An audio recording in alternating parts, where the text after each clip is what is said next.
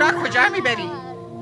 غذایی برای ما آماده نمی کند. صبح و ظهر و شب میگوییم چه داری؟ میگوید شیر خر شیر خر شیر خر. میبرم خودش را بخورم. نه مرا نخور، این گوخوری ها به تو نیامده. مرا نبر. بیا به مانند من گیاهخوار شو.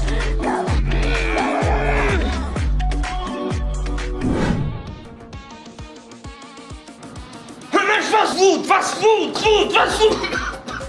این ماه پیش برات یه ظرف برنج گذاشتم جلو حناق کردی. دیگه هر دقیقه نمیتونم قربونت برم دم گاز وایسم. شرمنده تو رو خدا ببخشید. حرارت گاز واسه پوستم ضرر داره. پوستم خراب میشه. خب به نظر من اگه ویژیتریان باشه بهتر نیست.